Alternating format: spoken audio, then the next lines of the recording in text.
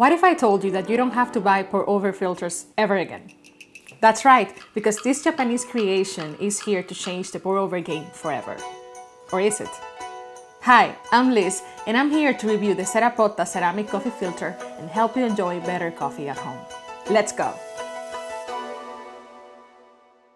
The Cerapotta is designed by the Japanese firm Age Concept. Its fabrication derives from a centuries-old tradition, Hasami porcelain. And as they say, it represents the coming together of these traditional techniques with the latest modern technology. It is roughly the size of a Hario V60 and it has the same cone shape, however, it has a flat, closed bottom. But how does it work? It is both a filter and a dripper. You don't have to put it in your V60 and you don't have to put paper in it. The specific material formulation results in a consistent porosity, with the little holes being around 5 micrometers wide. To compare, the human hair width is between 17 and 180 micrometers wide.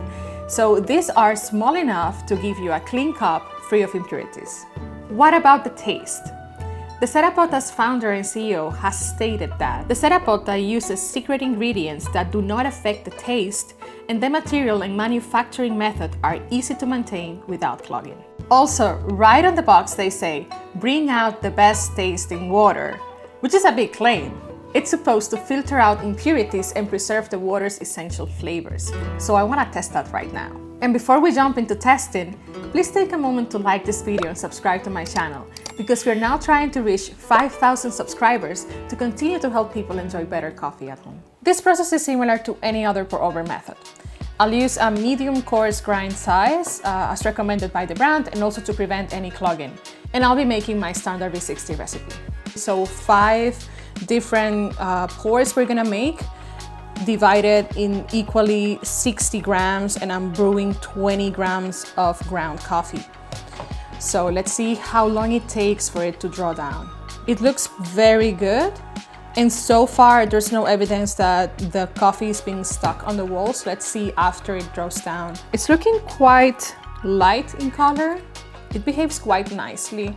So usually by this time my recipe will be over. It's already been 3 minutes and a half, and I'm already 1 more pour to go. It seems like it's gonna take so much longer, so I wonder how that's also affecting the rate of extraction. Is it gonna be super hard on us when we try it? Usually you want to be consistent with the time that you are actually extracting, because either those components that can be very nice in a cup, if left for too long, can also become foul tasting. Okay, finally, it's starting to dry. 8 minutes, 30 seconds was our extraction time. I can taste some of the notes of the coffee that I have already tasted previously. Like, this is a known coffee to me. So more like passion fruit and that sort of tropical fruity taste. But overall it's pretty pleasant. It's a very good one. Once you're done with it, and this is a question that came up when I first posted a short about it, how do you clean it? Just rinse it. Yes, you don't need to do anything else, no soap, no detergent, just rinse it with plain water. Every once in a while, there might be a buildup of coffee oils and fine grounds. So when this happens, feel free to simply boil your Cerapotta filter and it will release all of that. It will be good to go over again. Something I love about this is the lack of waste, and maybe potential savings too. We'll talk about that in a moment. Not having to buy coffee filters is pretty convenient and very good for the environment.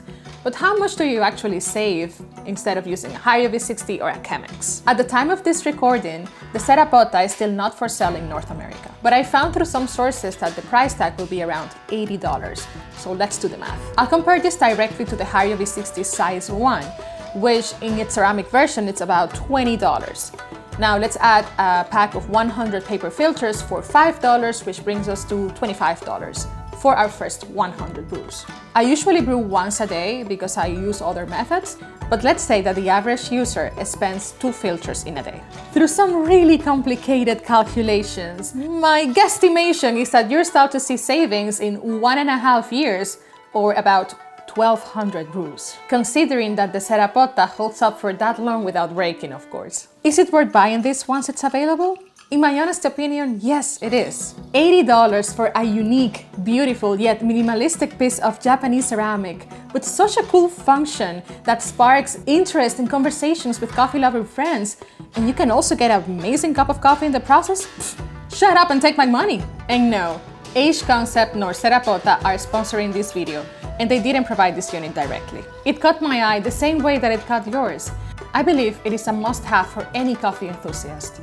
But is it a daily brewer? I still need to compare it side by side with other pour-over methods, especially on taste and quality. Would you like to see that comparison? Let me know! Get to brewing, and thanks for watching.